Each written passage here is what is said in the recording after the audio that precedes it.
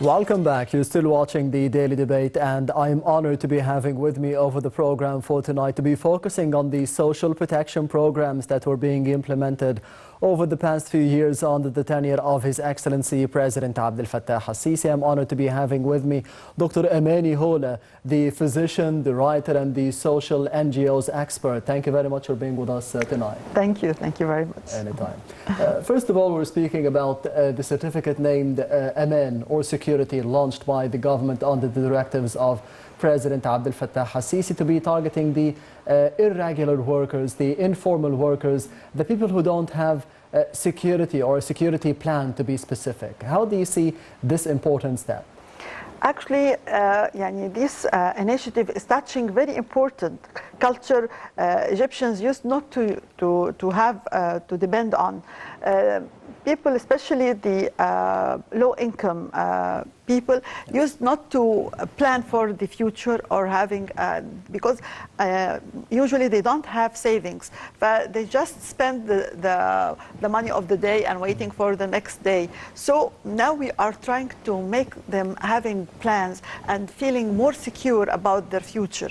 But this is very good step, although people cannot understand, because if you ask him, for example, if you will give him a great result and he will just share with 50 pounds, or a man first, it was 500 pounds. Yes. Some of them, they don't feel like they don't want to spend this 500 because the culture is not in their mind. This is very important. They start to understand and see the examples of others when they have any problem. They get very good pensions. So they start to understand how important is this way of thinking. Yes, a very important step by the government. But how do you see the circumstances, not just in Egypt or the region or the Middle East, but in the world as well? Because we have just seen or witnessed the COVID-19 pandemic, how it affected the entire world, and then the Russian-Ukrainian conflict, and even now the conflict in Sudan as well. We can say simply humans are insane, actually. Yeah. The people are doing very bad things to their communities and affecting all the world. Yes. But what we can do is to compensate and try to be flexible to contain the problems and to get the best out of the situations. On the other hand, how do you see the importance of targeting not only the employees for the government, the citizens who are working for the private sector, for example, but the informal workers as well? If we can see the multiplication of people who are giving birth to many children, you will discover this kind of people. Yes. So gradually they became the majority of the Egyptians. But if we don't take care of them, then we will have a big problem with the, we can say, the demographic changes in the community. But it's very important to take take care of them and try to step up with them to better category by education, by giving them security and awareness of many things, especially the birth control. This certificate is targeting about, as you mentioned, about 250,000 informal workers and their families, which could be multiplying into millions of Egyptians. Do you think that this certificate or this initiative is reaching out to the segment that is needed in Egypt? You know, I feel actually the efforts by the system is, or the regime is trying to fix all the weak points. They finish part, then they discover a leakage in certain areas, so they start to work on it. Yes. But I feel very actually... It's not at the same time. Yeah, I feel very promising. They are working in very promising way to contain all the categories of the people in need in Egypt. We have seen over the past few years cooperation between the World Bank and the country here, and we have seen through the program of Takaful and Karama about 500 million American dollars were pumped from the World Bank into Egypt to be getting to the beneficiaries into the country. How do you see the importance of cooperating with the World Bank, with the IMF and those big institutions financially and economically? Of course, it's we are dealing with what's possible and what's available. We have to make our decisions according to our needs and try to understand the way they are dealing with us. Especially, they give us maybe some kind of supervision or giving us a point of view maybe we don't recognize.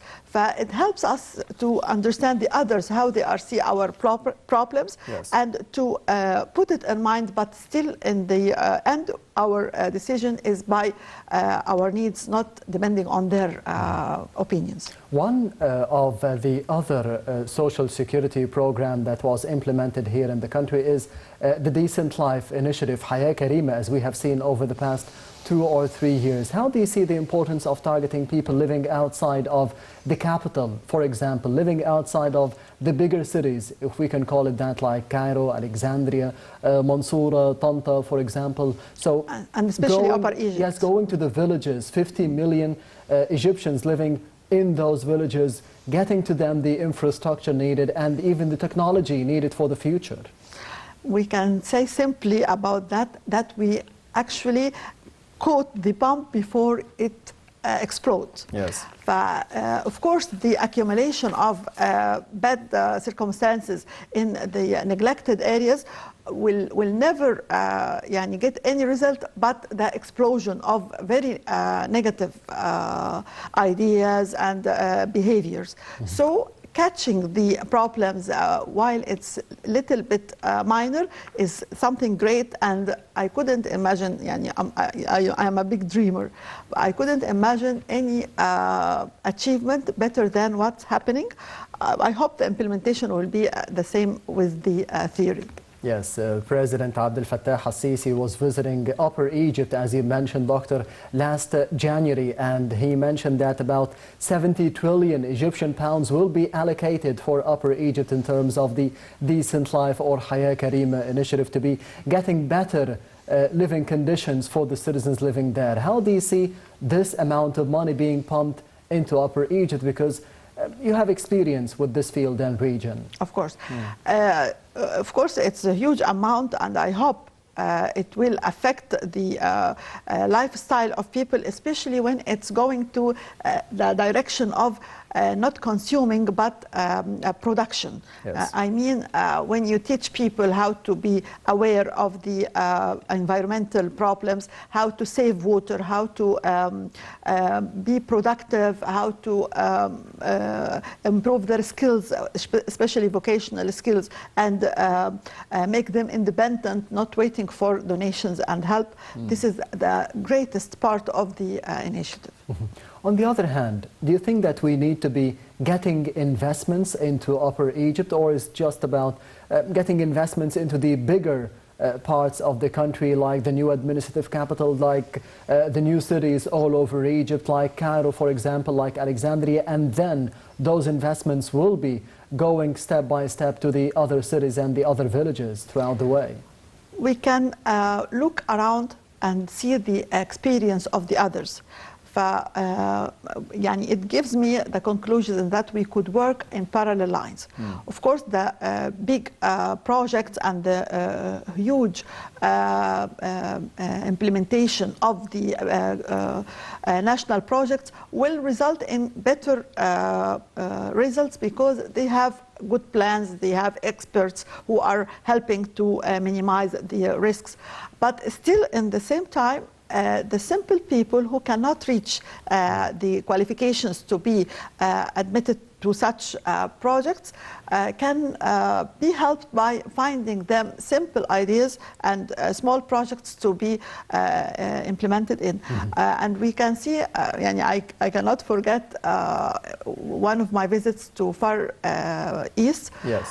I went to very small villages in very far areas to buy some stuff people are very good in working. Locally made. Locally made. Yes. Yani, I am a tourist there. I traveled and I went many kilometers to buy from people because they are very highly skilled and they made very lovely product without migrating from their areas. They make people come to them. And do you think that we have the same advantage of people with skills living within Upper Egypt, for example, living within the villages that are being targeted by the Decent Life Initiative or Haya Karima? We have to admit we had hard times with education and awareness of people. So many people are unskilled. If you see in the streets even, you will find people waiting for work and they have no skills. They just want to remove dust or carry stuff. We need to improve their skills and teach them and train them. It takes time. We cannot be innocent to the extent that we think that within few weeks or months we can get results. We have to work and we have to go step by step. But if there is a will, there is a way. Do you think that there is the will and patience and understanding by the people living in Upper Egypt, in villages all over Egypt, to be having those skills, to be getting maybe economically better for the future? Of course, I think they have the will, but they don't know how to achieve that. So they don't even discover themselves. Yes. Maybe you find somebody is talented, but he doesn't know he is talented in such a thing. He needs the opportunity. Yes, he needs the opportunity and he needs to know the data. Information is power. Yes. For example, I have a small experience with one of our kids. We work with street children. The girl, we went to a place, artistic place called Fagnoun. It's very famous for kids, yes, especially in schools. They have, the mud, they make sculptures or something like that. All the kids are making some unknown figures. Yes. This girl, she made a lovely figure, and I was surprised. I asked the assistant, who is the supervisor who is helping. I asked him, did you help her? He said no. She's she's a granddaughter of the ancient Egyptians. She's talented. Very talented.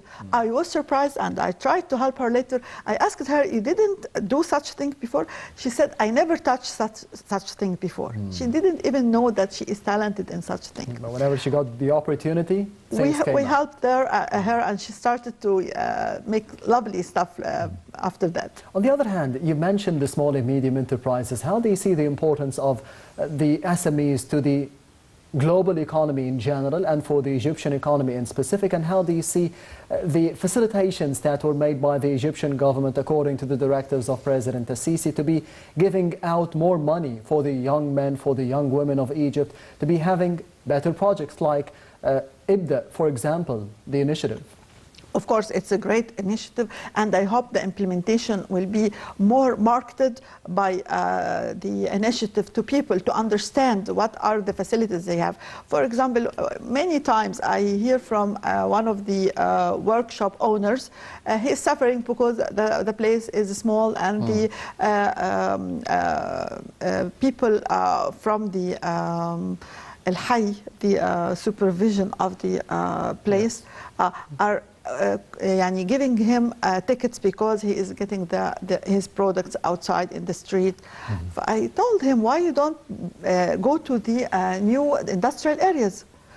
He has already previously in mind ideas that there is no place, and of course I cannot get it. It's by corruption. Other people will get them. This is the mindset that needs to change. Unfortunately, this is the mindset we used to have actually. Yes. When I tried to assist him, and I told him it's digital already, and you can find it in the internet. They have some areas, and they make auctions or some kind of exposing what is available. Yes. And he started to follow, and actually it was 2 years ago. Now I heard that he finally got a piece of land and he started his new workshop. Yes, Dr. Amany will be heading to the second report of the daily debate for tonight, as the Ministry of Planning and Economic Development have laid out the pillars of the social welfare plan for the fiscal year 2022-2023, and we have more details in the upcoming report.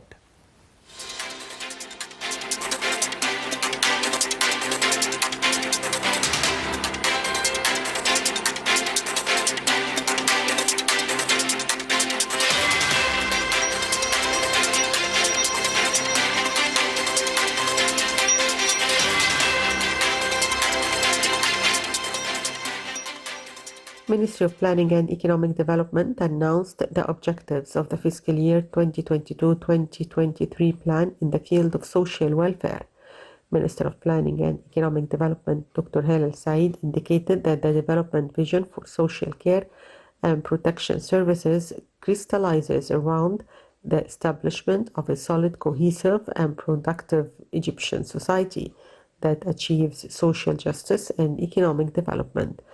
Al-Said explained that in the interest of state to activate the mechanisms of care and social protection programs, the draft general budget for the year 2022-2023 allocated a subsidy of 283.4 billion Egyptian pounds to social protection compared to actual allocations of 200 million Egyptian pounds in the year 2019 to 2020, with an increase of 41.5%. On the basic programs of care and social protection, they include the social protection program, which aims to extend social safety nets to include poor families and the most vulnerable groups, to protect them from all economic, social and health risks, and to provide them with basic services to ensure reducing development gaps. The social protection programs include some sub-programs, namely conditional and unconditional cash support program, the relief program for individual and public catastrophes and disasters, and the social insurance and pension program. The goals of the social protection program are to reach 4 million poor families benefiting from cash support programs, 100% of relief centers that meet the minimum level of relief devices and equipment of various kinds, 18 million workers who have been covered by social insurance, and 10.5 million increase in the value of pensions for eligible and beneficiaries. About the social care program for the careless, it aims to provide good and appropriate care services for groups without care to rehabilitate, empower and integrate them into society and the labor market in the implementation of the principles of human rights and equal opportunities. The Social and Economic Development Program also aims to rehabilitate the able-bodied groups of women and youth and employ their skills in alignment with the needs of the labor market in all heritage, environmental, agricultural industries and community services to improve the standard of living and promote sustainable development. It also includes the basic programs for social care and protection, the Partnerships Development Program, which aims to develop external relations and promote effective partnerships between all concerned parties to contribute to achieving the goals of Sustainable Development 2030, and the Institutional Development Program, which aims to develop the administrative apparatus of the Ministry of Social Solidarity. The developments in the values of the monetary support provided to Takaful and Karama programs and number of beneficiaries reflect growing role played by the state in providing social protection through its adoption of Takaful program, Karama, Ostura awareness and others. These activities have resulted in the poverty rate trending down to 29.7%, and it is targeted that with the continued effectiveness of protection and social care programs, the poverty rate will continue to decrease during 2022-2023.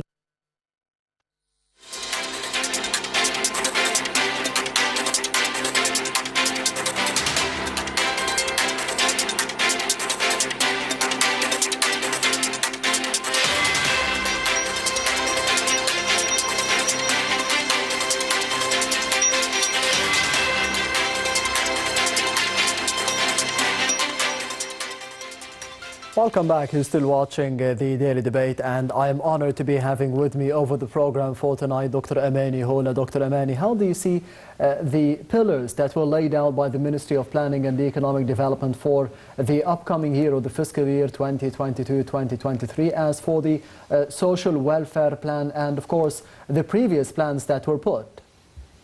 Of course, good efforts have been already made, and the plans are great. I hope we can achieve. But we have to know that we are working in two parallel lines. Yes. The awareness of people and the cooperation of people is very important to achieve success. So we have to work on improving the awareness and make it obligatory, actually. Yes. It's not something optional. We are in a, actually, we can call a war of information, and people must be aware of that, and they understand. Especially on social media. Of course, they have virtual life. They are separate, and dealing with imaginary life is not available in real life. So we have to work hard to make people understand that and make them cooperate and help in everybody we deliver the message to, we depend on him to deliver the message to the others, and so on. Doctor, you mentioned the importance of the awareness and the understanding and the patience of the people themselves who are enrolled in the social protection programs, and you yourself, you have your own initiative called Intaliq, or Go Ahead. What is it about, and how do you see the response from the other side, the people who are enrolling into it? We are trying to put our hands on the keyword to improve the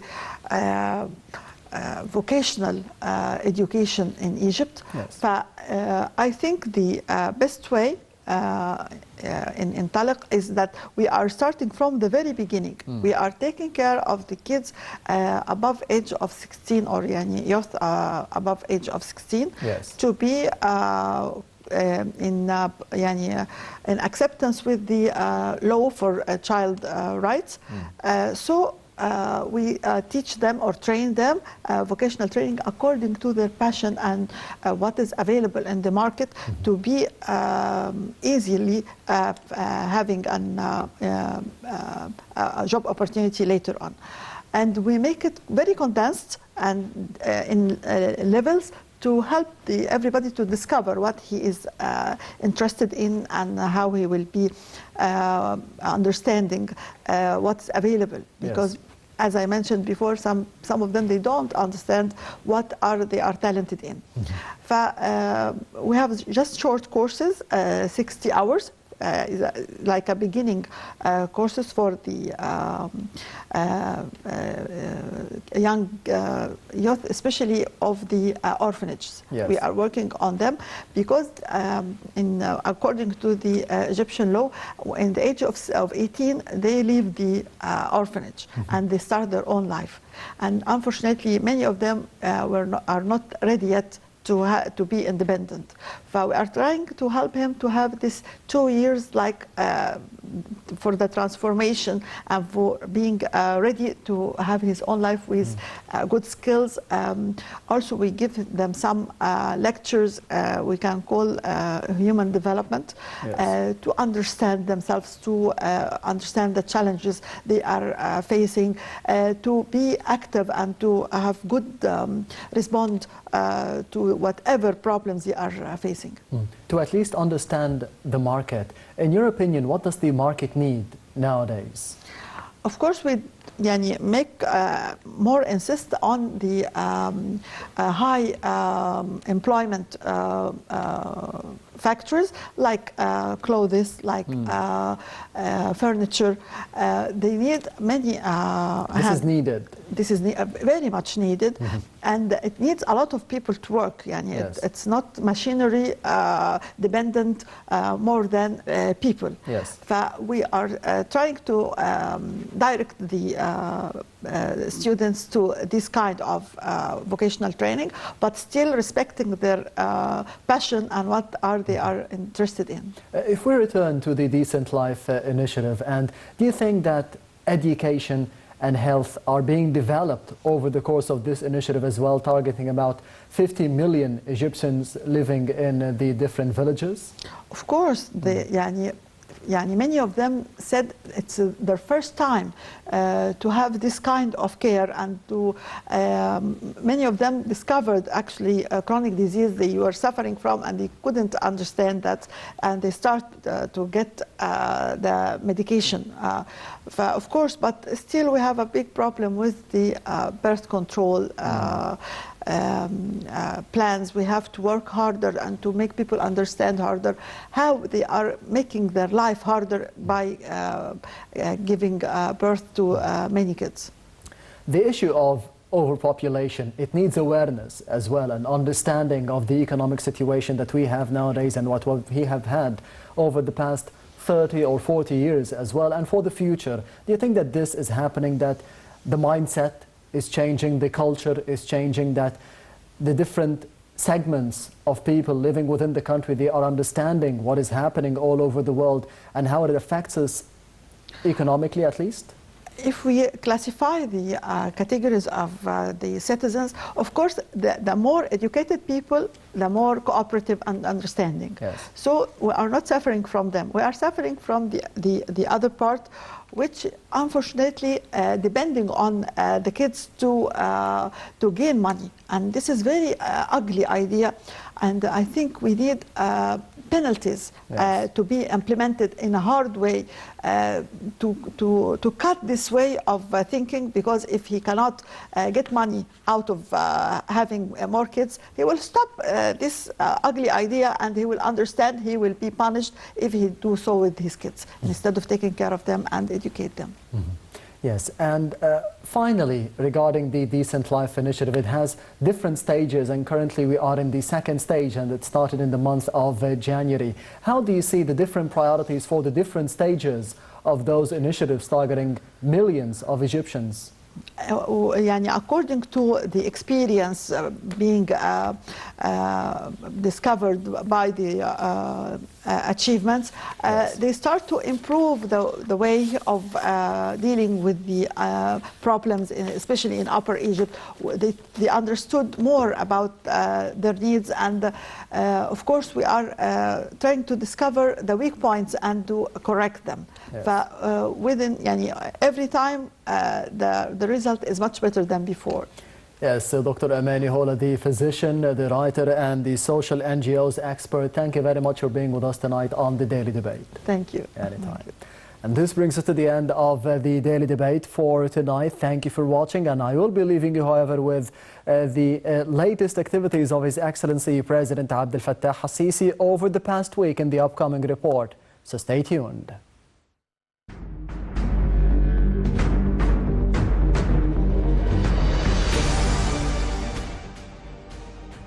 An Egyptian-Japanese summit was held in Cairo. Egypt and Japan agreed to enhance the bilateral relations to the level of strategic partnership. President Abdel Fattah al-Sisi attended Labor Day celebrations. Marking the occasion, the president announced a number of decisions. President Abdel Fattah al-Sisi inspected at El Sharqiya Sugar Factory in New Salhiya City and honored a number of laborers, making the celebration of Labor Day. President Abdel Fattah al-Sisi received a phone call from the Kenyan President William Ruto. The two presidents discussed the latest developments in the Sudanese crisis. President Abdel Fattah al-Sisi met the Yemeni Minister of Defense, Lieutenant General Mohsen al-Dairi, in the presence of the Minister of Defense, General Mohammad Zaki, and the Ambassador of Yemen to Cairo.